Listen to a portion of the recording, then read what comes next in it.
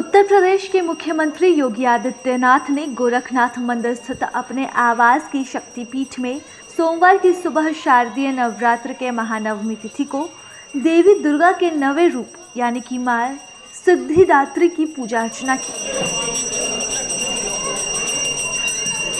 जिसके बाद योगी आदित्यनाथ ने मां दुर्गा के 9 स्वरूप यानी कि प्रत्येक स्वरूप के रूप में 9 कन्याओं एवं एक बटुक भैरव के पांव पखारे, उनकी पूजा अर्चना की, उन्हें भोजन कराया और दक्षिणा के तौर पर उपहार देकर विदा किया। पीछे बढ़ते हैं।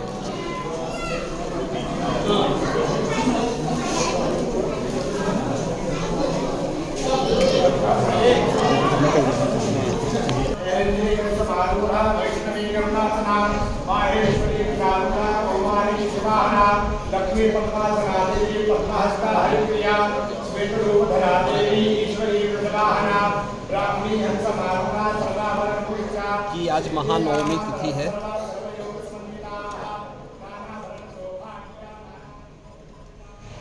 इस अवसर पर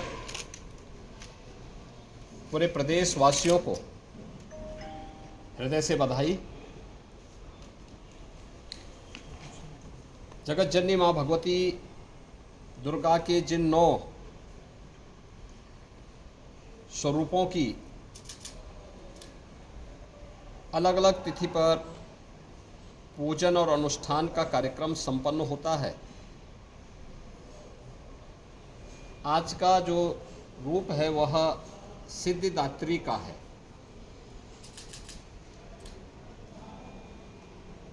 इस अवसर पर सनातन धर्म की परंपरा के अनुसार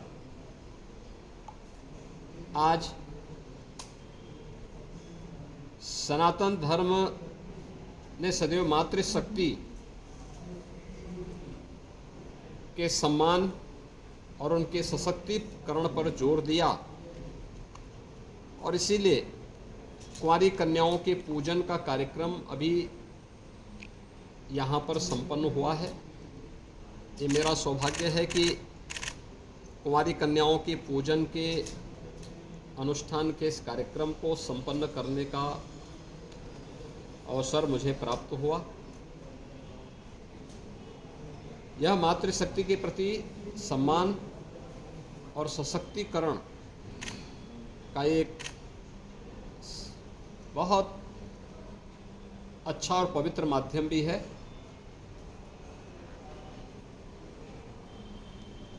पूरे प्रदेश में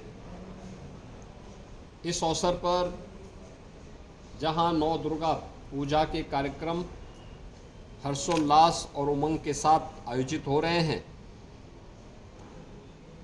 वहीं शासन के स्तर पर मिशन शक्ति का कार्यक्रम भी बहुत प्रभावी ढंग से आगे बढ़ रहा है।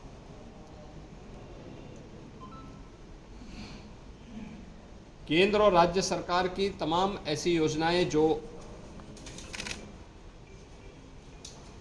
नारी गरिमा के अनुरूप उनकी सुरक्षा, उनके सम्मान और उनके स्वावलंबन से जुड़ी हुई है, इसके प्रति जन जागरण और इसके प्रभावी क्रियान्वयन के लिए मिशन शक्ति के 4th चरण का एक कार्यक्रम हम लोग वर्तमान में कुशलतापूर्वक आगे बढ़ा रहे हैं। नवरात्रि में 9 तिथियों के अंदर मिशन शक्ति के कार्यक्रम के अंतर्गत भी अनेक कार्यक्रम प्रभावी ढंग से लागू किए गए हैं। आज महानवमी की तिथि,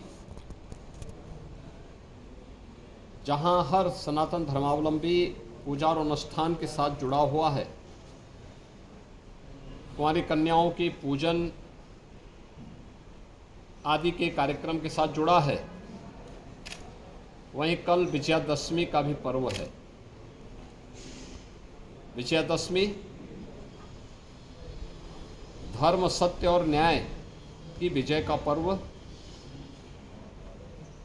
भारत की सनातन धर्म की पताका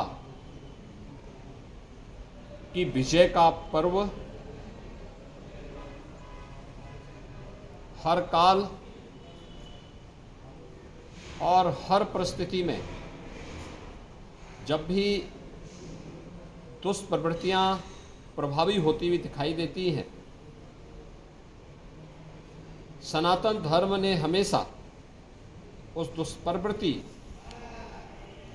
को चुनौती के रूप में स्वीकार किया और उसका सामना करते हुए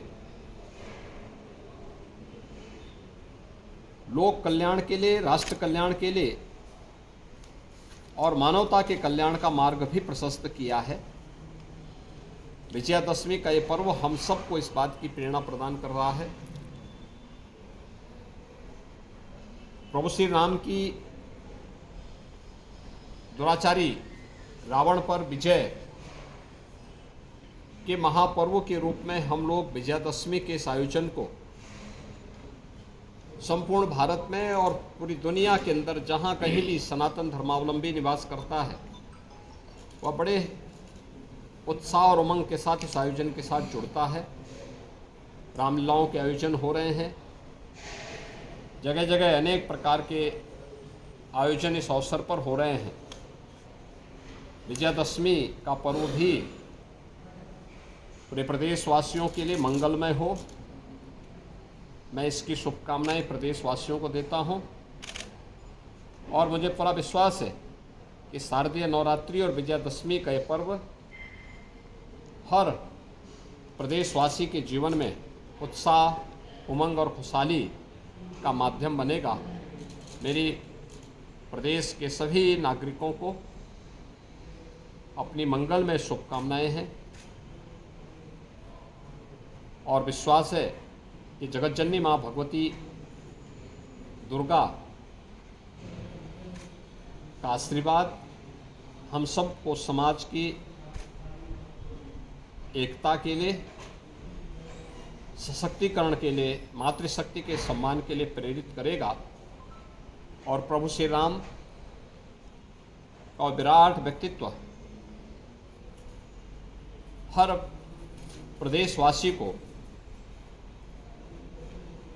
सत्य, धर्म और न्याय के पथ पर चलने की निरंतर प्रेरणा देता रहेगा।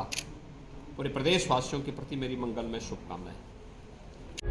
प्रभातखबर.com, विश्वास वही, रफ्तार नहीं।